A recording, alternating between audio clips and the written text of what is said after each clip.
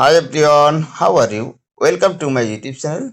আমরা অধিকাংশ লোক প্রায় অ্যান্ড্রয়েড ফোন ইউজ করে থাকি।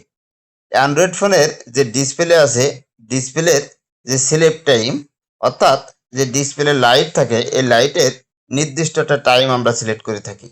হয় 15 সেকেন্ড, না হলে 1 মিনিট, না হলে 30 সেকেন্ড।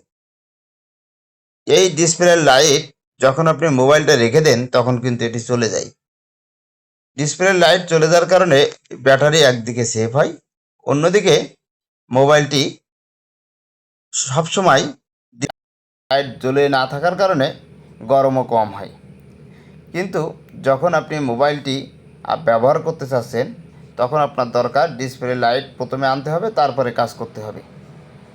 এখন আমরা সাধারণত কী করে থাকি, মোবাইলটা হাতে নিয়ে পাশে যে বাটন থাকে এই বাটন চাপতে থাকি, তারপরে ডিসপ্লেতে আলো আসে, না হলে ফিঙ্গারপ্রিন্ট যে অপশন আছে সেখানে আমরা ফিঙ্গার টাচের মাধ্যমে ডিসপ্লেতে আলো আনি। এই বাটন চাপা বা ফিঙ্গার বারবার ফিঙ্গার দেওয়ার কারণে দেখা যাচ্ছে মোবাইলে অনেক সময় সমস্যা দেখা যায়। অনেক সময় দেখা যাচ্ছে আপনি ফিঙ্গার দিচ্ছেন, কাজ করছে না, বা আপনি ঘেমে গেছেন, তখন আপনি ফিঙ্গার দিচ্ছেন, তখন দেখা যাচ্ছে ওপেন হচ্ছে না, তখন আপনাকে বাটনে চাপ দিতে হচ্ছে। আর বারবার বাটনে চাপ দেওয়ার কারণে অনেক সময় দেখা যায় মোবাইলের বারবার চাপার কারণে এই বাটনও ঠিকমতো কাজ করে না। আমি যদি বাটনে চাপ না দিয়ে ফিঙ্গারপ্রিন্ট টাচ না করে যদি ডিসপ্লেতে আলো আনি তাহলে কেমন হয়? খুব ছোট একটি সেটিংসের মাধ্যমে আপনি কিন্তু আপনার ডিসপ্লেতে আলো না থাকলেও আপনার ফিঙ্গার দিয়ে 2বার টাচ করবেন, ডিসপ্লেতে আলো চলে আসবে। এই সেটিংসটি কীভাবে করবেন আজকের ভিডিওতে সেটি দেখিয়ে দেব।